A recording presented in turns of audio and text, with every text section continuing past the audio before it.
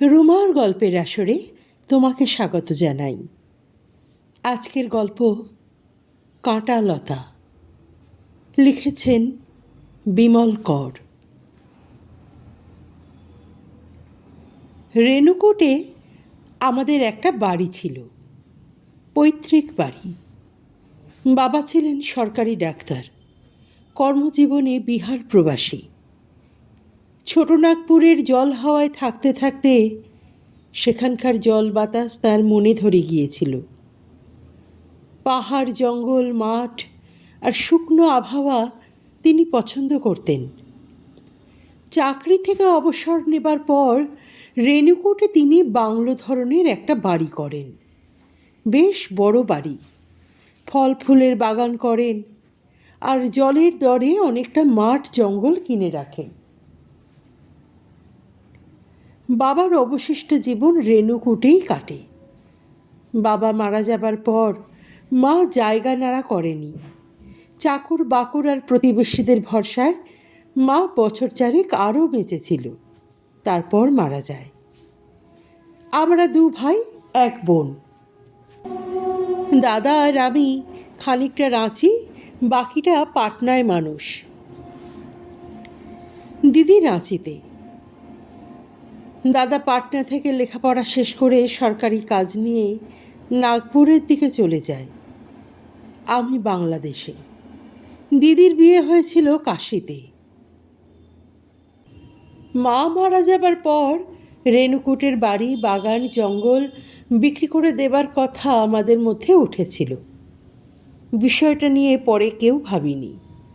তিনজনে তিন জায়গায় এমনভাবে ছড়িয়ে পড়েছিলাম যে চিঠিপত্রেই আমাদের যোগাযোগটা রাখতে হতো। দেখা সাক্ষাৎ বড় হতো না।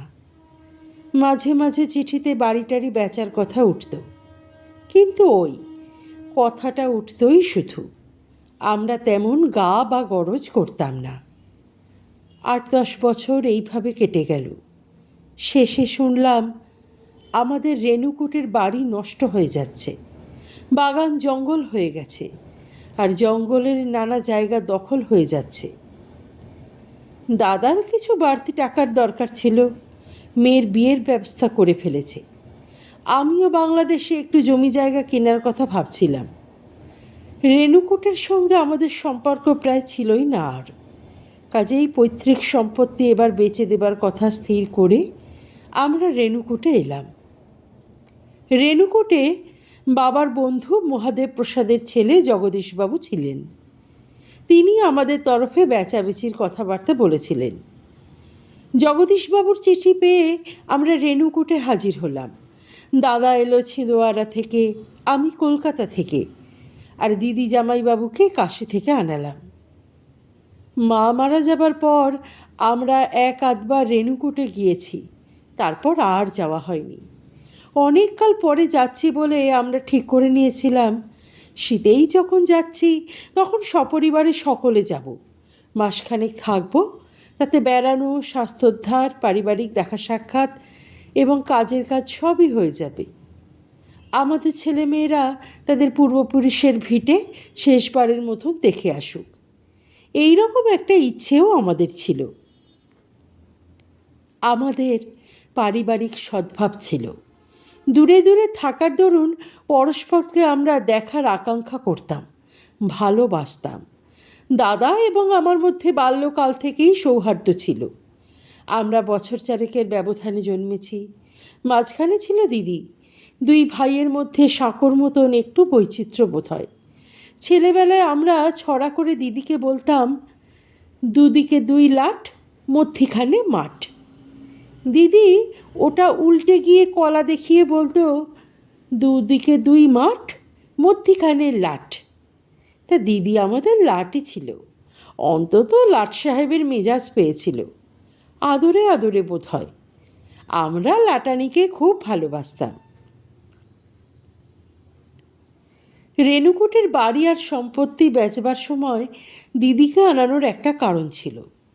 দাদার আমার মধ্যে এই যে পৈতৃক সম্পত্তি সমানভাবে ভাগ বাটোয়ারা হবে, তাতে দিদি আমাদের ধর্মত সাক্ষী থাকবে।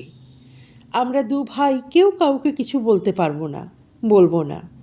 দিদি আমাদের দুতরফ দেখে যাকে যা করতে বা নিতে বা দিতে বলবে আমরা তাই করব। অবশ্য আমরা চেয়েছিলাম দিদি আমাদের কাছ থেকে কিছু নিক, কিন্তু দিদি তা নেবে না। জামাইবাবুরা খুবই সচ্ছল পরিবারের লোক। দিদি আমাদের দু ভাইকে সব দিতে চায়, দিয়ে তৃপ্তি পেতে চায়। রেণুকূটের পুরনো বাড়ি ঝাড়ামোছা করে আমরা দু ভাই এবং বোন যখন সপরিবারে গুছিয়ে বসলাম, তখন বাড়িটা গমগম করতে লাগলো। পৌষ মাস, প্রচণ্ড শীত, খটখটে শুকনো মাঠ ঘাট জঙ্গল, গাঢ় সুন্দর তপ্ত রোদ, মিষ্টি জল, বাড়ি ভরা ছেলেমেয়ের দল। গিন্নিরা দুজন, দিদি। এতগুলো লোকের একত্র হওয়ায় যেরকম হই হই হাসি হুল্লোড়, দল বেঁধে বেড়ানো, আড্ডা গল্পগুজব চলছিল, তা দেখে শুনে মনেই হবে না আমরা বৈষয়িক কারণে রেণুকূটে এসেছি। বরং ধারণা হবে শীতের ছুটি কাটাতে সমস্ত পরিবার একত্র হয়েছি। বাড়ির ছেলেমেয়েরা সেইভাবেই দিন কাটাচ্ছিল, গিন্নিরাও। আমরা জগদীশবাবুর সঙ্গে সম্পত্তি বিক্রির 5 রকম ঝকমারি কাজ নিয়ে ব্যস্ত ছিলাম। দেখতে দেখতে পৌষ মাস শেষ হয়ে এলো। আমাদের হাতের কাজও মিটে এসেছিল। উকিল বাড়িতে দলিল তৈরি হচ্ছিল, মাঘের প্রথম দিকেই কোর্ট কাছারি করে বাকিটুকু শেষ হবে। হাতে আর আমাদের কাজকর্ম বিশেষ ছিল না। দুশ্চিন্তা উদ্বেগ ছিল না। সোলার টুপি মাথায় পরে লোক দিয়ে জঙ্গল মাপামাপির ঝঞ্ঝাটও আর পোয়াতে হচ্ছিল না। এতদিনে আমরা দু ভাই, কখনো সখনো দিদিও, কাজকর্ম ও প্রয়োজনীয় কথাবার্তার জন্যে অন্যদের সঙ্গে তেমনভাবে মিশতে পারছিলাম না। এবার সে অবসর হলো। অবসর হলে দাদাই বলল, চল রে, একদিন আমাদের জঙ্গলে গিয়ে সারাদিন কাটিয়ে আসি। এই তো শেষ। ছেলে মেয়েদের দল কাছে বসে তাস খেলছিল, স্ক্রু না কি যেন। গোপা একটা বই পড়ছিল, জামাইবাবু বসে বসে সিগারেট পাকাচ্ছিল। দাদার কথায় সকলেই কান দিল, দিয়ে তাকালো। সোনা বলল, পিকনিক না এমনি বেড়ানো? দাদা হেসে জবাব দিল, সারাদিন এ কাটাতে হলে খাওয়া দাওয়া করতে হবে না? হাঁড়ি কুড়ি চাল ডাল বেঁধেই যাব। গোপা বলল, কিসে যাব বাবা? হেঁটে। দাদা বলল, আমাদের জঙ্গল তো ওই সামনের মাঠ থেকে শুরু, তবে যেখানে যাব সেটা একেবারে জঙ্গলের শেষ, হেঁটেই যাওয়া যাবে। সোনা বলল, জ্যাঠামণির যেমন কথা, হেঁটে হেঁটেই যদি যাওয়া হবে, তবে বাপু হাঁড়ি কুড়ি বই নিয়ে যাওয়া কেন? বাড়ি থেকে খেয়ে বেরোলেই হয়। বড় খোকা, মানে দাদার ছেলে, বলল, তোর খালি স্টমাকের ফিকির, তুই বাড়ি থেকে লোডেড হয়ে যাস, আমরা জঙ্গলেই উনুন জ্বালব। সোনা জবাবে জিভ ভেঙিয়ে বলল, থাম, তুই আবার উনুন জ্বালবি? উনুন কি, তুই তো চুলহা বলবি। বড় খোকার সোনায় বেঁধে গেল, সব সময়ই বাজছে, একেবারে সমবয়সী। জ্যোতিদা মানে জামাইবাবু বলল, কথাটা মন্দ বলনি বড়দা, চলো বুড়ো বয়সে একবার চড়ুই ভাতি করে আসি। আমার বিয়ের পর একবার গিয়েছিলাম, সব মনে আছে? তুমি ফক্স আর টাইগারের মধ্যে গোলমাল করে ফেলেছিলে। বলতে বলতে জ্যোতিদা হো হো করে হাসলো। দাদার আমিও হেসে উঠলাম। ভাগ্নে রবি বসেছিল, সে এবং আমাদের ছেলেমেয়েরাও হাসতে লাগলো। জ্যোতিদা ঠাট্টা করে দাদাকে বড়দা বলে, আর আমাকে ছোটদা বলে ডাকে, নয়তো দাদাকে নাম ধরেই ডাকে, বসন্ত। আর আমাকে প্রশান্ত বলে ডাকার অধিকার তো সকলেই আছে। হাসাহাসির মধ্যেই জ্যোতিদা বলল, ব্যবস্থাটা তাহলে তোমাদের লাটানিকেই পাকা করতে বলি। গোপা, তোমার পিসিমাকে ডাকো। দিদির নাম সুনয়নী। আমরা ছেলেবেলায় তার লাট সাহেবী মেজাজের জন্য বলতাম লাটানি। সেই নাম তার এখনও জ্যোতিদার মুখে মাঝে মাঝে শোনা যায়। গোপা গিয়ে দিদিকে ধরে আনলো। জ্যোতিদা জঙ্গলে চড়ুই ভাতি করতে যাবার কথাটা গুছিয়ে বলল দিদিকে। তারপর হেসে বলল, লাটানি, এই হলো আমাদের লাস্ট পিকনিক টুগেদার, চলো সমবেত হওয়া যাক। সমবেতা যুজুৎসব। আমি হেসে বললাম, যুযুৎসব কথাটা কি জ্যোতিদা? জ্যোতিদা পাকানো সিগারেট ঠোঁটে ঠেকিয়ে আগুন জ্বালল। পরের দিন একটু বেলায় বেশ বড়সড় একটি দল করে আমরা বেরোলাম। দাদা বৌদিরা 5 জন, কর্তাগিন্নি আর 3 ছেলে মেয়ে, আমরা 4। আমি আর নিহার বাদে 2 ছেলে মেয়ে, দিদিরাও 4, দিদি জ্যোতিদা আর 2 ছেলে। চাকর আর পাড়ে ছিল। জগদীশবাবু একটা গরুর গাড়ির ব্যবস্থা করে পাঠিয়ে দিয়েছিলেন। সেই গাড়িতে উনুন, কাঠ, চাল, ডাল, তরি তরকারি আর 2 কলসি জল চাপিয়ে চাকর আর পাড়ে চলে গেল। তাদের সঙ্গে থাকলো বড় খোকা আর পূর্ণ। দাদা মোটামুটি একটা জায়গার কথা বলে দিয়েছিল। বলেছিল, শাল জঙ্গলের পরে দেখবি পশ্চিম ঘেঁষে একটা বালিয়াড়ির মতন আছে, সেখানে বেশ ছায়া টায়া দেখে একটা জায়গা বেছে নিবি। তোরা জিনিসপত্র নামাতে নামাতে আমরা চলে আসব। আমরা বেশ চড়া রোদেই বেরোলাম। পৌষের রোদ এত গাঢ় ও তপ্ত যে সকাল ফুরোবার আগেই মাঠঘাট থেকে হিম শিশির কুয়াশা শুকিয়ে সব খটখটে হয়ে যায়। আমাদের বেরুতে বেরুতে প্রায় 10টা বেজে গিয়েছিল। রোদ তখন মস্ত একটা ফুলঝুরির মতন যেন জ্বলছে চারপাশে। চোখে সামান্য লাগছিল, তবু পৌষের বাতাস আর শীতের দরুন রোদটা আরামদায়ক লাগছিল। খানিকটা পরে আমাদের বুড়োদের ছাতা খুলতে হলো, না হয় শোলার টুপি পরে নিতে হলো। ছেলে মেয়েদের এসবে ভ্রুক্ষেপ ছিল না। তারা অনেকটা আগে আগে চলছিল এবং থেকে থেকে গাছপালার আড়ালে হারিয়ে যাচ্ছিল। দাদা, জ্যোতিদা আর আমি আগে আগে, পিছনে বৌদি, দিদি আর নিহার। দাদা মাথায় শোলার টুপি পরেছিল। আমি আর জ্যোতিদা ছাতার তলায় মাথা ঢেকে চলেছি। পেছনে 2টো ছাতার তলায় বৌদি, দিদি আর নিহার। যেতে যেতে দাদা ছেলেবেলার নানান গল্প বলছিল। আমার কিছু কিছু মনে পড়ছিল, কিছু বা মনে পড়ছিল না। মাঝে মাঝে দিদির ডাক পড়ছিল। দাদা নিজের স্মৃতিশক্তির সঙ্গে দিদির স্মৃতি মিলিয়ে নিচ্ছিল। দেখলাম আমাদের মধ্যে দাদারই স্মৃতিশক্তি বেশ প্রখর, আর ছোটোখাটো তুচ্ছ অনেক ঘটনাই মনে আছে। দাদা প্রায় একাই গল্পে গল্পে আমাদের নীরব রেখে অনেকটা পথ এগিয়ে নিয়ে গেল। মাঠ বা উঁচু নিচু কাঁকড় ছড়ানো প্রান্তর, কিছু সবুজ ক্ষেত খামার ছাড়িয়ে শেষে আমরা জঙ্গলে এসে পড়লাম। জঙ্গলের এদিকটায় নিম আর গরগলের ছোপটাই বেশি, কিছু কাঁঠাল গাছ। বনের মাথায় বা চোখে লাগছিল না। আমরা ছাতা বন্ধ করে ফেললাম, মেয়েরাও। একই সঙ্গে 2 হাত হয়তো আগু পিছু হবে আমরা আর মেয়েরা হাঁটছিলাম। হাঁটতে হাঁটতে জ্যোতিদা বলল, বসন্ত, সেই কুয়াটা কোথায়? কোন কুয়া? দাদা জিজ্ঞেস করল। কুয়া একটা শাল জঙ্গলে আছে। আরে না, সে কুয়া নয়, আর একটা কুয়া ছিল শুনেছি, শ্বশুরমশাই বুঝিয়ে ফেলেছিলেন। দিদি ঠাট্টা করে বলল, সর্বনাশ, সেই কুয়ার কথা তোমার এখনো মনে আছে? জ্যোতিদা হেসে জবাব দিল, থাকবে না, তুমি এই কুয়ার মধ্যে ঝাঁপ খেতে গিয়েছিলে। দিদি বলল, থাক, বুড়ো বয়সে আর রঙ্গ করো না। বৌদি হেসে বলল, ঠাকুরঝি, ঝাঁপ খেতে যাওয়ার আগেই তো আপনি দড়িদড়া নিয়ে গিয়ে বসেছিলেন ঠাকুর জামাই, তাই না? জ্যোতিদা সব জবাবে হেসে হেসে বলল, আপনি একটু ভুল শুনেছেন, আমি দড়িদড়া নিয়ে যাব কেন? নিজেই গিয়ে কুয়োর তলায় বসেছিলাম। নিহার খিলখিল করে হেসে উঠে মুখে আঁচল চাপা দিল। বৌদি আর দিদিও হাসছিল। জঙ্গলের মধ্যে পাখিরা যে কোথায় ডাকছে বোঝা যায় না। চিকচিক চিকির চিকির শব্দ উঠছিল।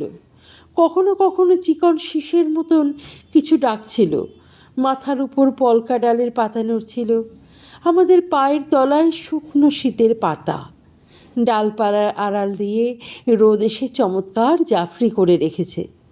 আমরা পরম আলস্যে গল্প করতে করতে হাঁটছিলাম। বৌদি বলল, বিয়ের পর আমাদের জঙ্গল দেখা হয়নি, এই প্রথম আর এই শেষ। নিহার বলল, আমারও। জ্যোতিদা বলল, শ্বশুরের ভিটেতে ছেলের বউরা তো আর থাকলো না, থাকলে দেখত। বৌদি জবাবে বলল, সে দোষ বউদের না ছেলেদের? তুমি বলো ঠাকুরজি। দিদি বলল, দোষ কারো নয়, সবই আমাদের কপাল। নিহার হঠাৎ দাঁড়িয়ে পড়ল। তার গায়ের শালের সঙ্গে একটা কাঁটালতা জড়িয়ে গিয়েছিল। এই রকম কাঁটা গাছ সচরাচর চোখে পড়ে না। শুকনো মরা হরিতকি গাছের গা বেয়ে বেয়ে গাছটা উঠেছিল। দেখলেই বোঝা যায় কাঁটালতা জড়িয়ে জড়িয়ে মস্ত একটা কাঁটা গাছ তৈরি হয়ে গেছে। বড় বড় পাতা আর বাবলা কাঁটার মতন কাঁটা অনেকটা ঢেকে ফেলেছিল। প্রায় রাস্তা জুড়ে লতায় পাতায় জড়িয়ে ছড়িয়ে দাঁড়িয়েছিল। গাছ থেকে গাছে নিহার সামান্য অসাবধান হয়েছিল, তার শাল কাঁটালতায় আটকে গেল। নিহার দাঁড়ালো। বৌদি বলল, দাঁড়া, নড়িস না, খুলে দিচ্ছি। ছোট যাকে বৌদি তুই বলতো, এটা পুরনো অভ্যাস। বৌদি পারল না।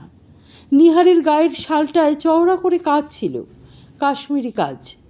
এমন বেয়ারাভাবে ঝুলন্ত কাঁটালতার একটা ডগা নকশার সুতোর সঙ্গে আটকে গিয়েছিল যে খোলবার চেষ্টা করে বৌদি যেন আরও জড়িয়ে ফেলল। তারপর অপ্রস্তুত হয়ে বলল, দূর ছাই, এই যে বিদঘুটে কাঁটা বাপু, আরও গণ্ডগোল হয়ে গেল। কই ঠাকুরজি, তুমি দেখো। দিদি খুব সাবধানে এবং বিচক্ষণতার সঙ্গে কাঁটা ছাড়াবার চেষ্টা করল, পারল না। নিহার প্রথমেই বোধহয় গণ্ডগোল করে ফেলেছিল। শেষে জ্যোতিদাদাই কাঁটাটি ছাড়িয়ে দিল। কাঁটা ছাড়ানো হয়ে গেলে নিহার বলল, বাবা, এরকম কাঁটা গাছ থাকলে জঙ্গলে তো হাঁটাই মুশকিল। আমরা আবার ঝোপ জঙ্গলের বাইরে ফাঁকায় এসে বসেছিলাম। আমলকির চারা চারপাশে, কিছু তেঁতুল ঝোপ, কালো কালো কটা পাথর, আর সামনে ঢালু জমি নেমে গেছে। দূরে আমাদের ছেলে মেয়েদের দেখা গেল, রোদের মধ্যে দিয়ে চলছে। ওরা অন্য পথে এসেছে। জ্যোতিদা পথের মধ্যে দাঁড়ালো হঠাৎ। কালো কালো পাথরগুলো দেখলো, এদিক ওদিক তাকালো, তারপর বলল, আমার মনে হচ্ছে বসন্ত সেই কুয়াটা এখানেই ছিল। দাদা এদিক ওদিক তাকালো, বলল, হতে পারে। এই পাথরগুলো দেখে আমারও মনে হচ্ছে এইদিকেই কোথাও ছিল। বৌদি ঠাট্টা করে বলল, ঠাকুর জামাই যে কুয়াটার কথা ভুলতে পারছেন না। কি করে ভুলি বলুন? জ্যোতিদা জবাব দিল, বিয়ের পর আপনার ঠাকুরঝি ওই কুয়ার জন্য আমায় কত কাল যে ঘুমোতে দেয়নি। দিদি জ্যোতিদাদাকে ভৎসনা করে বলল, বাজে কথা বলো না, তাড়াতাড়ি চলো। রাস্তায় দাঁড়িয়ে কুয়া খুঁজতে হবে না এখন, কত বেলা হয়েছে খেয়াল করেছ? জ্যোতিদা হাসল। যেতে যেতে আমি বললাম, জ্যোতিদা, আমার কিন্তু মনে হচ্ছে কুয়াটা বোঝাবার পর চারপাশে কাঁটা ফেলা হয়েছিল। ওই কাঁটালতার ঝোপ বোধহয় সেই থেকে। এখন আর কুয়াটা দেখা যাবে না। দেখার কথাটা অবশ্য এখানে অবান্তর ছিল। কবে একটা জঙ্গলের কাঁচা কুয়ো বোঝানো হয়ে গেছে, এতদিনে তা দেখা সম্ভবও নয়। ঘাস পাতা বনলতায় এখন কুয়ার মুখ জঙ্গল বোঝাও যাবে না যে এখানে কিছু ছিল। নিহার বলল, এত জায়গা থাকতে এই জঙ্গলের মধ্যে কুয়া কেন? বাবার খেয়াল, দিদি জবাব দিল। দাদা বলল, বাবার মাথায় মাঝে মাঝে উদ্ভট সব খেয়াল চাপত। লোকে 10টা সৎ পরামর্শ দিলেই যে বাবা সেই পরামর্শ মতন কাজ করতেন এমন নয়, কিন্তু কেউ যদি অসম্ভব একটা কথা বলতো, বাবা অমনি সেটা সম্ভব করতে বসতেন। শুনেছি কে নাকি বলেছিল, অতটা জঙ্গল ফেলে না রেখে খানিকটা জমি করে নিতে। তা বাবা সামনের কয়েক বিঘে জায়গার জঙ্গল পরিষ্কার করিয়ে ক্ষেত খামার করতে বসেছিলেন। কুয়া খুঁড়িয়েছিলেন জলের জন্যে, একটা চালাও তুলেছিলেন, মাথায় খোলার চাল। সবই গেছে। জঙ্গলে আমি কিছু ঢেঁড়স গাছ ছাড়া আর কিছু হতে দেখিনি। অনেক পিঁপে গাছ হয়েছিল, আমি বললাম। দাদা মাথা নাড়ল। বৌদি হেসে বলল, ঠাকুর জামাই কি বিয়ের পর নতুন কিছু দেখেছিলেন? জ্যোতিদা হাসল। সিগারেটটা নতুন করে জ্বালাতে জ্বালাতে বলল, নতুন আর কি দেখব, ওরা যা দেখেছে আমিও তাই, সামান্য হয়তো বেশি। কিন্তু সে কথা থাক, ফেরার সময় বিকেল হয়ে যাবে, খুব সাবধানে ফিরতে হবে, কাঁটায় না হলে আমাদের জড়িয়ে ধরে। জ্যোতিদা যে কী ভেবে কথাটা বলল আমরা বুঝলাম না। দিদি যেন বিরক্ত হয়ে জ্যোতিদাকে একটা ধমকে দিল, তুমি কি বৌদিকে ভূতের ভয় দেখাচ্ছ নাকি? জ্যোতিদা হাসল, আরে না না, ভূতের ভয় দেখাবো কেন? ওই কাঁটা তোমারও লাগতে পারে, আমারও পারে, বসন্তেরও পারে, প্রশান্তরও পারে। ততক্ষণে আমরা সামনে শাল জঙ্গলটা দেখতে পেয়ে গেছি।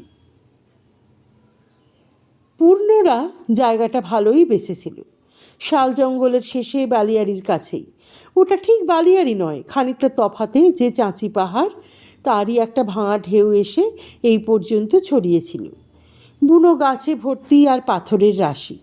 ওপাশটায় বালিয়াড়ির দক্ষিণে পাহাড়ি নদীর একটা ধারা, বালি আর পাথরের চাই, মাঝমধ্যিখান দিয়ে জলের যেন ফিতে পড়ে আছে। জায়গাটা খুবই মনোরম। গাছের ছায়ায় উনুন ধরিয়ে দিয়ে পূর্ণরা চায়ের জল চড়িয়ে দিয়েছিল। আমাদের আস্তে আস্তে একটু সময় লাগলেও ছেলে মেয়েদের লাগেনি। তারা নিশ্চয়ই সোজাসুজি এসেছে, পথ ধরে নয়।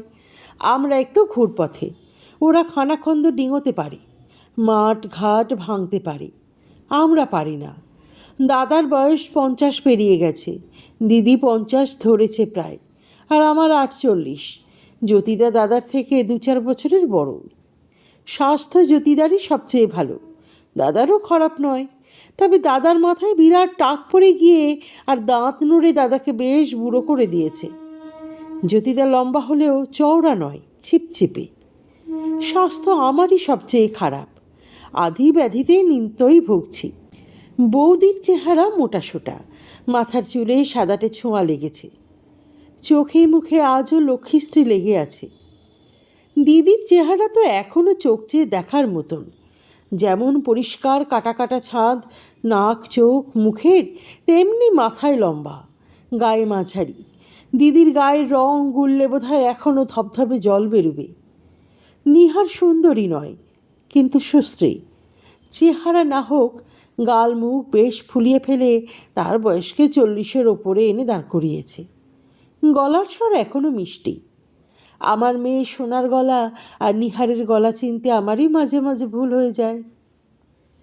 ছায়ায় বিছানো শতরঞ্জির ওপর বসে বসে আমাদের চা খাওয়া হলো। বেলা যথেষ্টই হয়েছে। দিদি আর বৌদি সামান্য জিরিয়ে নিয়েই পাড়েকে নিয়ে রান্নায় বসলো। নিহার গোপাকে গিয়ে তরি তরকারি করতে বসলো জামতলায়। ছেলেমেয়েরা পিসি জেঠি কাকিদের কাজে হাত লাগালো, খানিক অগাজ করলো। বড় খোকা আর একটা উনুন ধরাতে গিয়ে শুকনো পাতায় আগুন জ্বালিয়ে হাত পোড়াতে পোড়াতে বেঁচে গেল। শানু তেলের টিন উল্টে ফেলে অনেকটা তেল নষ্ট করলো।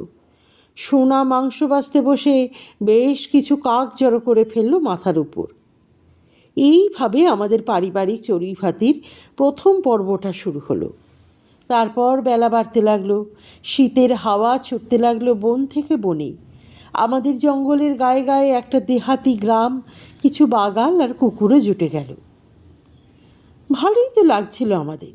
গাছতলায় রান্না চলছে, বৌদি আর দিদির মাথায় কাপড় নেই, পান খাচ্ছে, কথা বলছে, হাতা খুন্তি নাড়ছে, হাসছে, ডাকছে, গল্প করছে।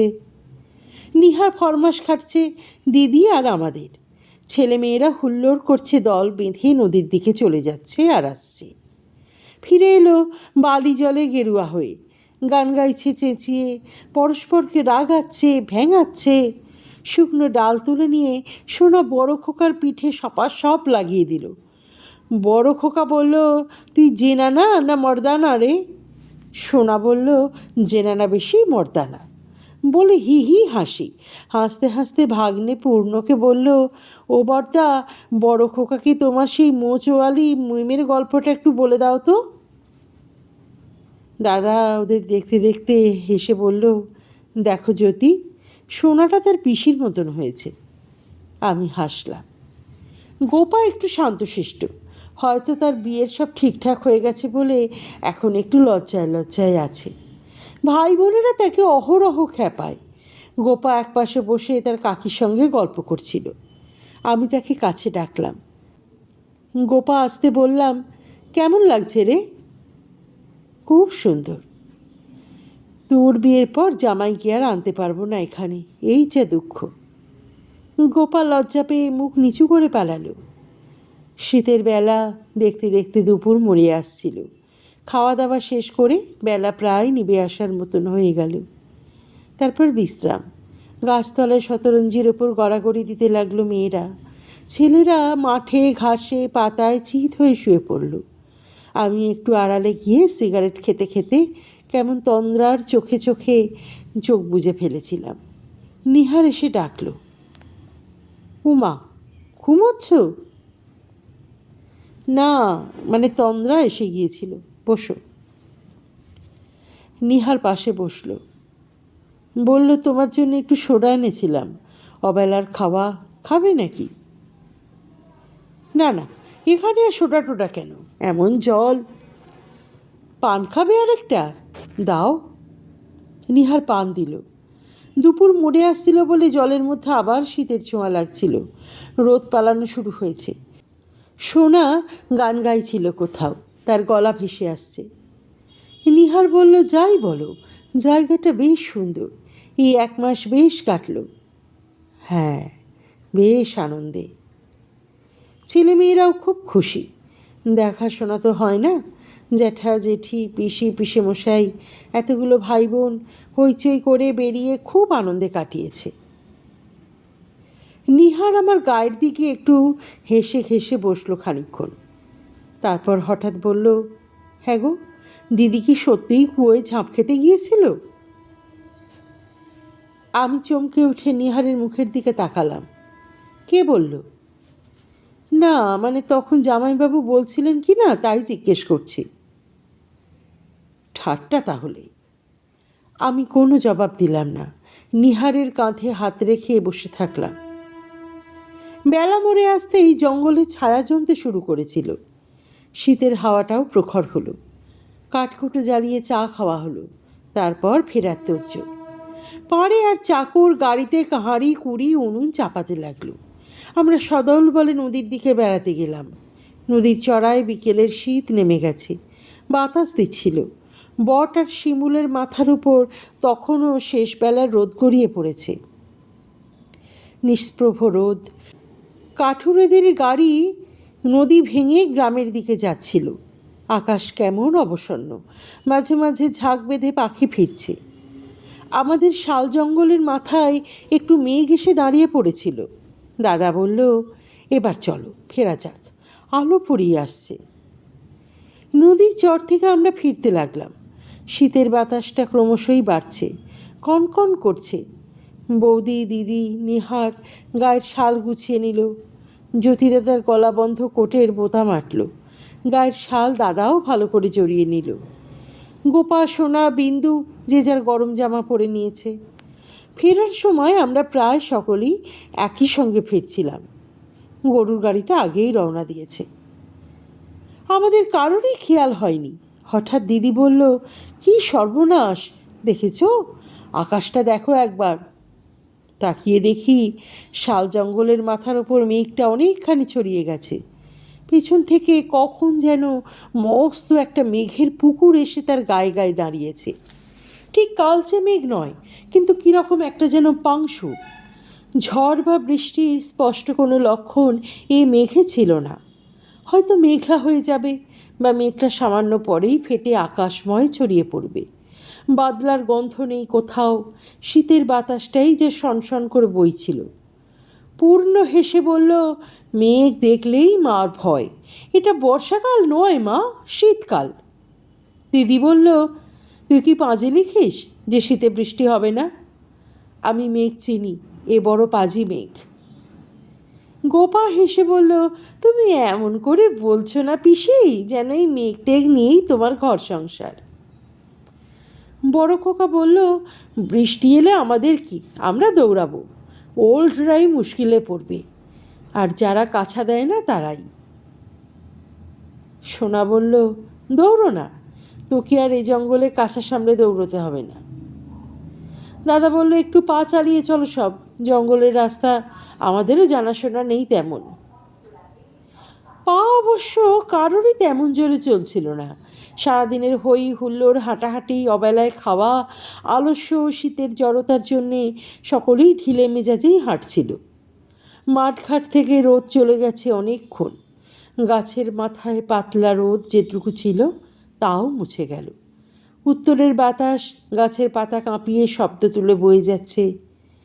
টিটি করে কেমন একটা পাখি মাথার উপর দিয়ে উড়ে গেল। বৌদি বলল, ঠাকুরঝি, আজ না পূর্ণিমা, সন্ধ্যের আগেই চাঁদ উঠবে, একটু বাবা রয়ে শুয়ে চলো, চাঁদ উঠলে বাড়ি ফিরব।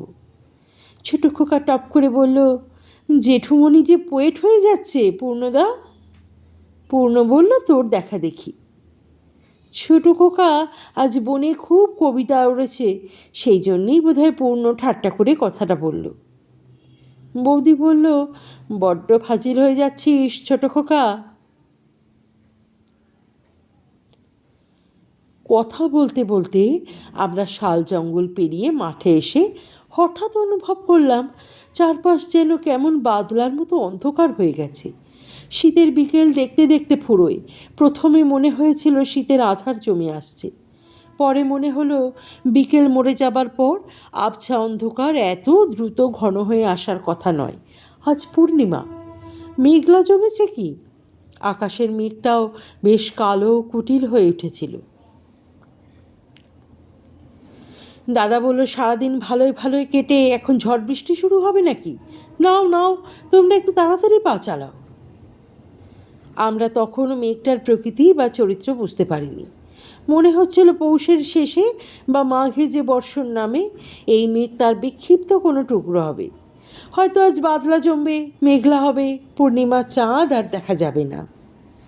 তারপর কাল সকাল অথবা দুপুর থেকে গুঁড়ি গুঁড়ি বৃষ্টি নামবে।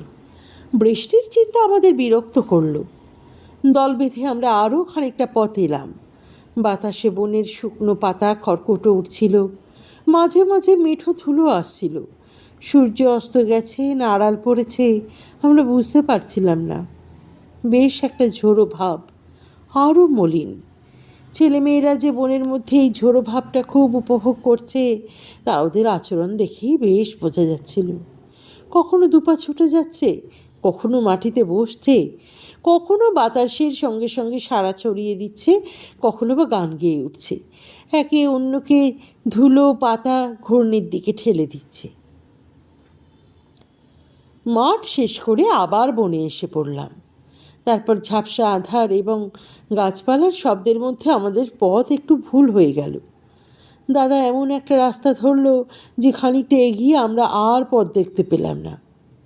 দাদা বলল, রাস্তাটা গোলমাল হয়ে গেল যে। কী রে প্রশান্ত, তুই কিছু বলি না তো তখন? আমিও তো বুঝতে পারিনি, চলো পিছিয়ে যাই।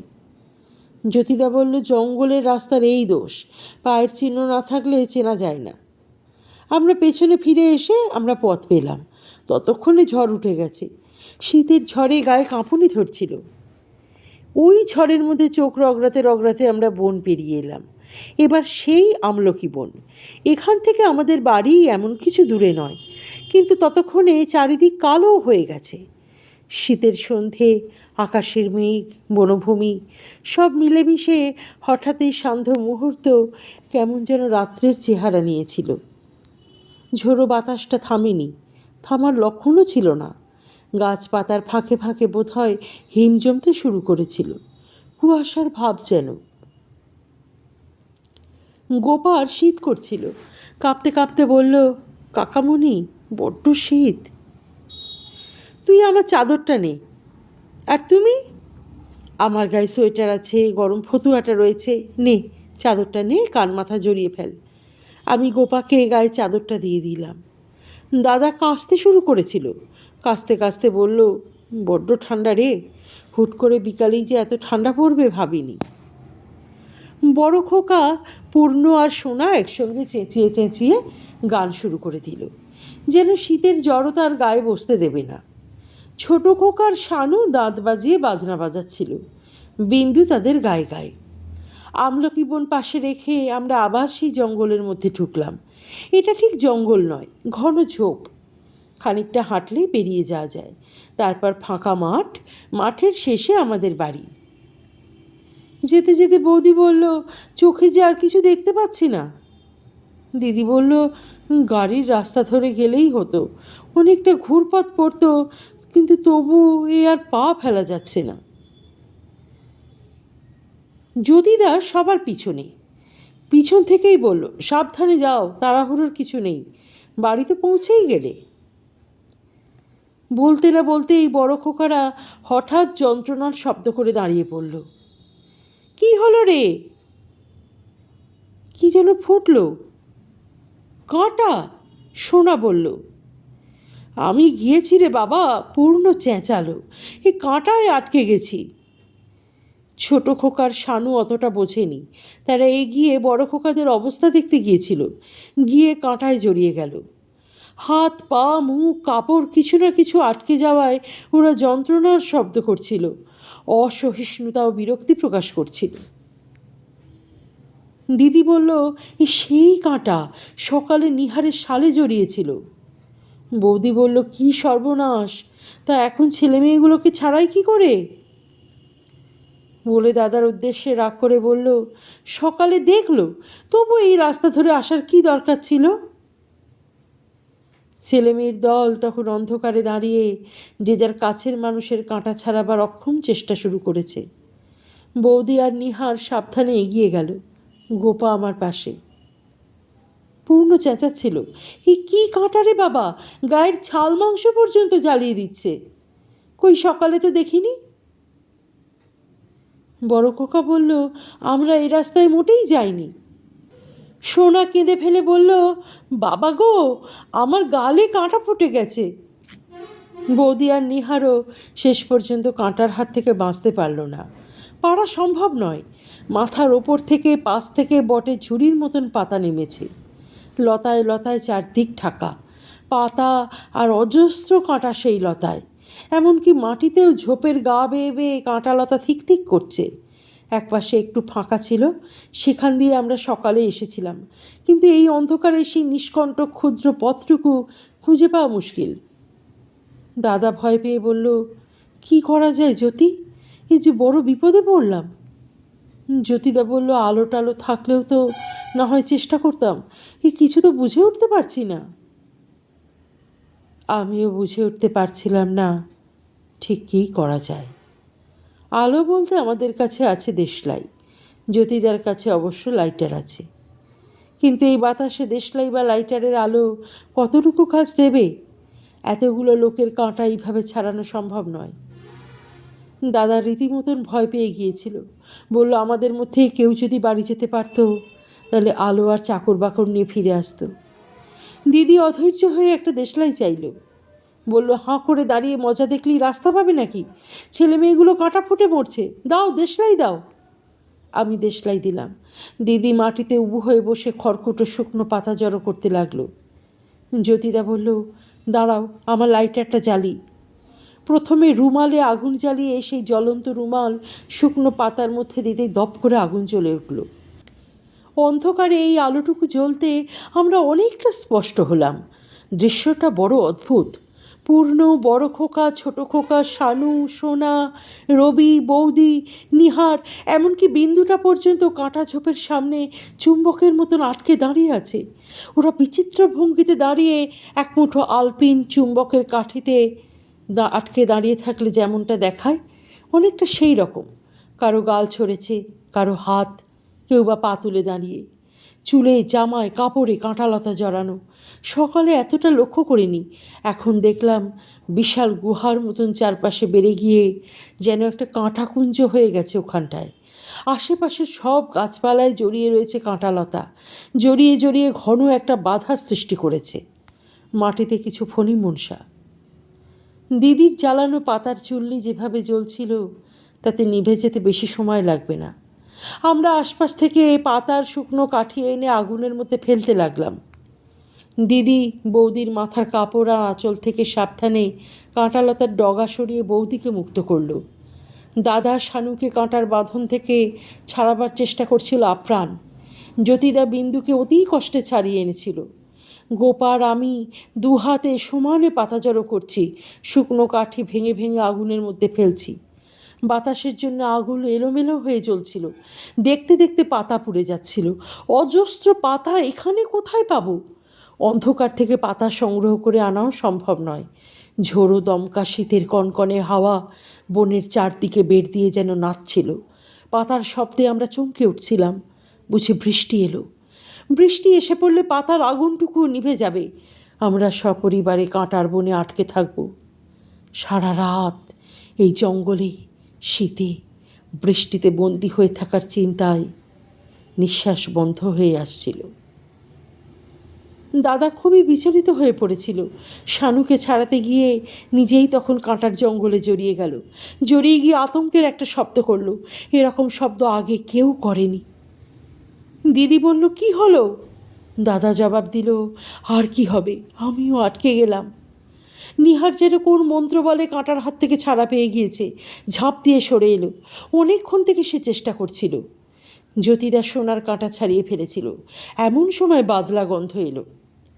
গোপা কোথাও শুকনো পাতা খুঁজে পাচ্ছিল না।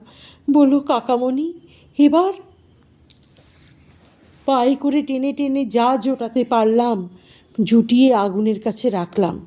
বললাম, এবার আর কি, বসে থাকতে হবে। গোপা ভয়ে আঁতকে উঠল। ছেলেমেয়েরা এতক্ষণে বেশ বিরক্ত এবং অধৈর্য। তাদের আর সহ্য হচ্ছিল না। এই জঙ্গল, বন, কাঁটা গাছ সব কিছুকেই তারা গালাগাল দিতে শুরু করলো। আমাদের কারোর চেষ্টার অন্ত ছিল না। ছেলেমেয়েরা, বউরা সবাই আপ্রাণ চেষ্টা করছিল এই বিশ্রী জঘন্য কাঁটার জঙ্গল থেকে মুক্তি পাবার। বৌদি বিরূপ হয়ে উঠেছিল।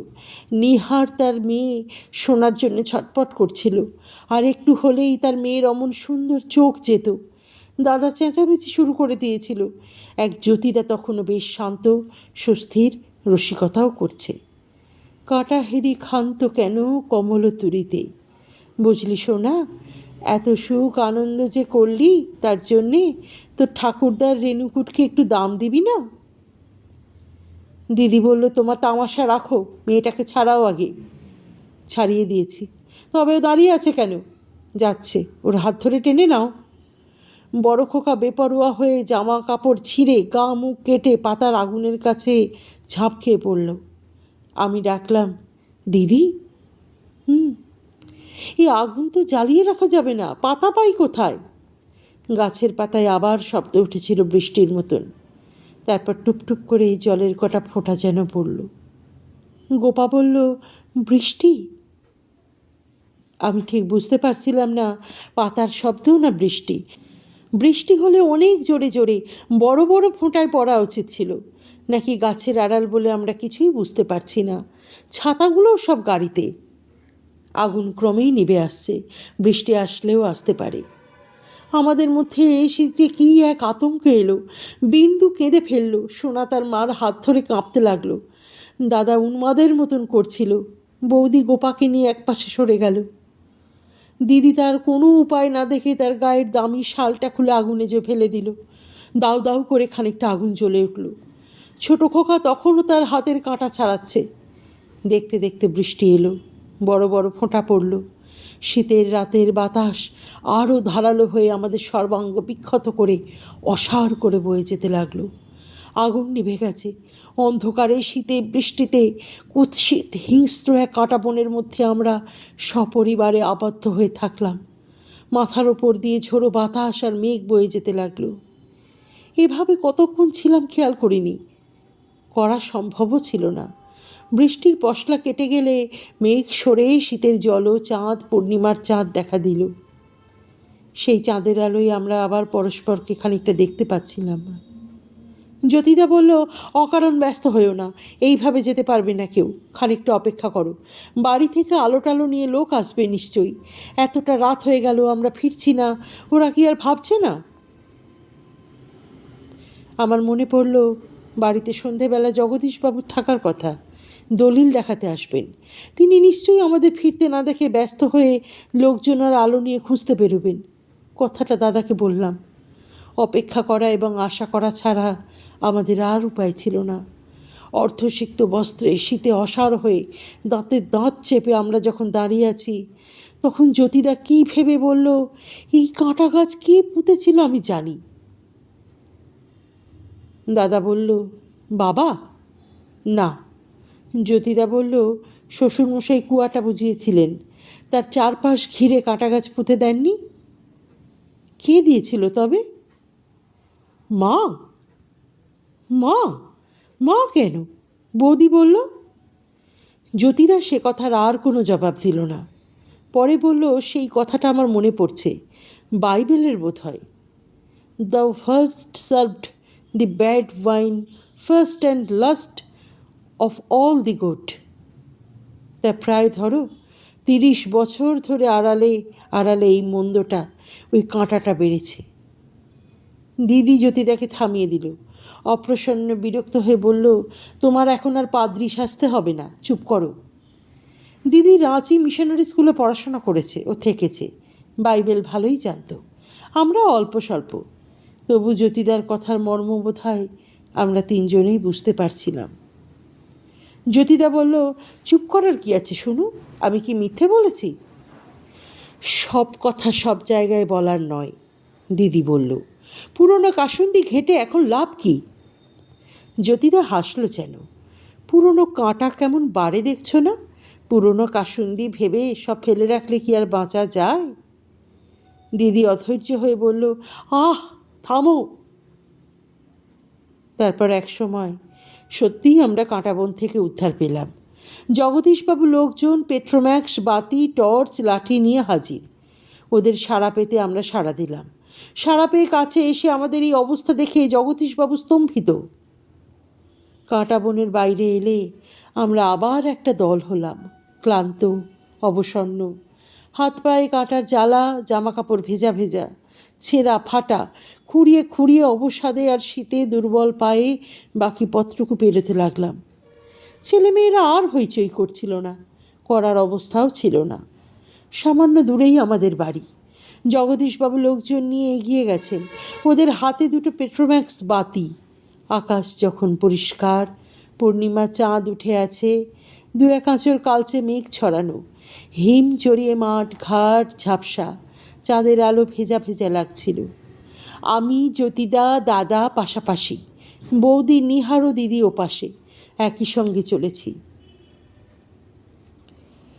যেতে যেতে জ্যোতিদা বলল, শুনু, তখন তুমি রাগ করলে, কিন্তু সত্যি করে বলো তো, তোমাদের সংসারে নোংরা মদটা আগে খেতে দেওয়া হয়েছিল কি না? দিদি এবার বিরক্ত হলো না, কিন্তু অস্বস্তি বোধ করে আহ বলল। জ্যোতিদা বলল, আমি খুব খুশি হয়েছি। কুয়ো বুঝিয়ে কাঁটার বেড়া দিলেই কি সব পাপ মুছে দেয়া যায়? দিদি বলল, পুরনো কথা কেন তুলছো তুমি? ক্ষতি কি তুললে? ছেলেমেয়েরা তো শুনছে না। দিদি আর কথা বলল না। দাদার স্মৃতিশক্তি খুব প্রখর, তবু দাদা যে কেন ওই কুয়ার কাঁটার বিষয়ে কিছু বলছিল না আমি জানি না। অথচ আমি জানি কথাটা আমাদের সকলেরই জানা আছে, মনে আছে। আমি বললাম, ওই কুয়াটা আমাদের কলঙ্ক। যার গর্ভে আমরা জন্মেছি তার ভেতরটা কি নোংরা আর অন্ধকার ছিল, আর ওই কাঁটা হলো পাপ, পরম পাপ। কথাটা আমি কেমন করে বলেছিলাম জানি না, কিন্তু বলার পর আমি নিজেই নিজের গলার স্বরে চমকে উঠলাম। মনে হলো আমি অন্যদেরও চমকে দিয়েছি। সকলেই স্তব্ধ। দাদার সামনের মস্ত একটা তেঁতুল গাছের দিকে তাকিয়ে হাঁটতে হাঁটতে চাপা গলায়, যেন সব জেনেও শেষবারের মতন কিছু বাঁচাবার চেষ্টা করছে, বলল, বাবা রতিনদাকে সত্যিই মেরেছিল? হ্যাঁ, দিদি বলল। নিদ্রিত অবস্থায় হাঁটতে হাঁটতে কথা বললে যেমন শোনায়, তার গলা সেরকম শোনালো। আমি জানি বাবা মেরেছিল। বৌদি আর নিহার আঁতকে ওঠার শব্দ করলো, ওরা ভয় পেয়ে গিয়েছিল। জ্যোতিদা বলল, আত্মসম্মানের জন্যে? দাদা বাধা দিল, না, মার জন্যে, মার জন্যে সমস্ত। বাবা বোধহয় বোঝেনি। কে বলল? দিদি হঠাৎ যেন ঘুম ভেঙে গিয়ে রাগের গলায় বলল, বাবা সব বুঝেছিল, সমস্ত। রতিনদা রাঁচি থেকে আমাদের বাড়িতে এসেছিল। দিদির লোভে লোভে এসে কয়েকবারই এসেছে। দিদিকে সে ভালোবাসত, দিদি তাকে ভালোবাসত। শেষবার এসে মাসখানেক ছিল। মা তাকে রেখে দিয়েছিল। মা তাকে নিজের কাছে রাখার চেষ্টা করত, ছুতো বের করত। দিদির জন্য মার হিংসে ছিল। রতিনদার জন্যে মার এমন একটা অস্থিরতা জন্মে গিয়েছিল যে মা তার চাতুর্য ধরে রাখতে পারত না, প্রকাশ হয়ে পড়ত। মা বোধহয় শেষের দিকে রাত্রে ঘুমোতেও পারত না। আমাদের বাড়িতে রেখে মা রতিনদাকে নিয়ে জঙ্গলে যেত।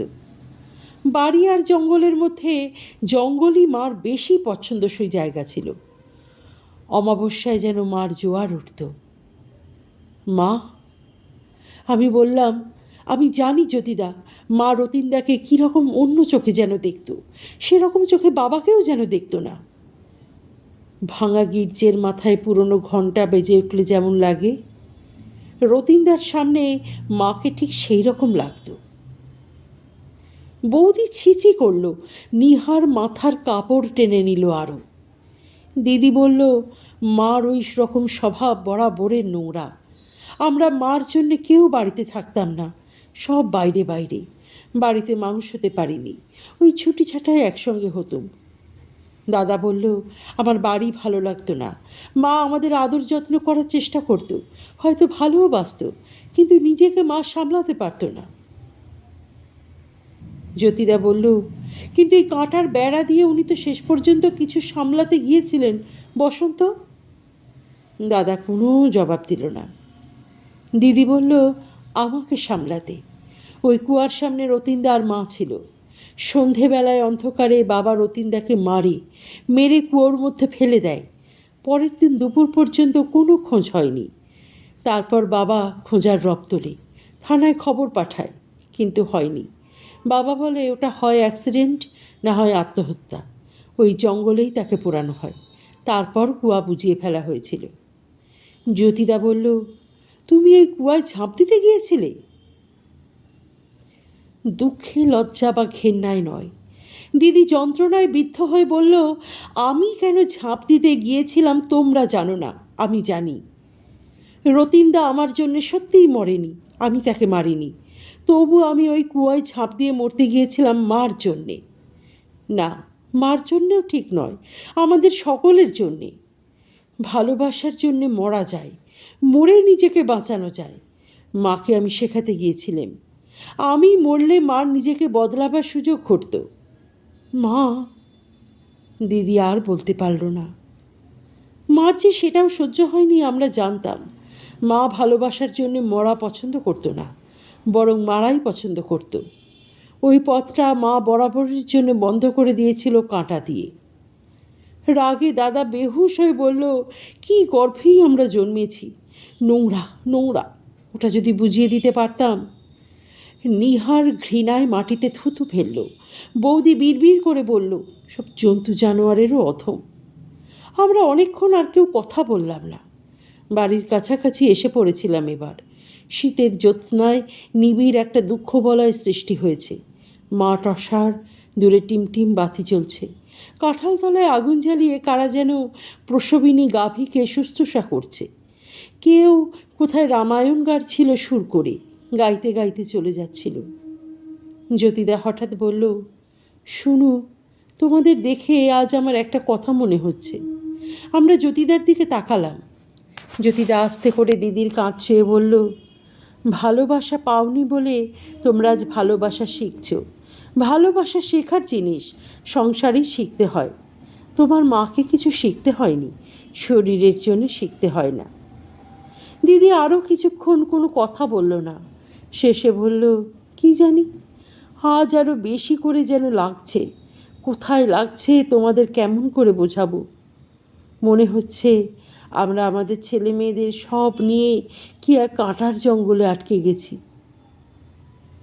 দিদি কথাটা এমন করে বলল, মনে হলো যেন আমাদের সমস্ত চৈতন্য আজ কোনো অব্যক্ত বেদনায় কেঁদে ওঠার জন্যে গুমড়ে উঠেছে। আমরা কি কাঁটার জঙ্গলে আটকে থাকব? তারপর বাড়ির কাছে পৌঁছে গেলাম।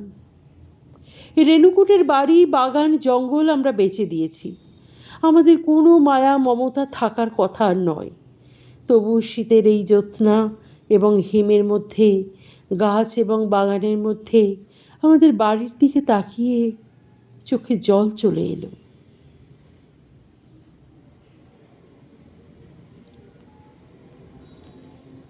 আজকের গল্পটি কেমন লাগলো তোমার মূল্যবান মতামত অবশ্যই কমেন্ট বক্সে লিখে জানিও।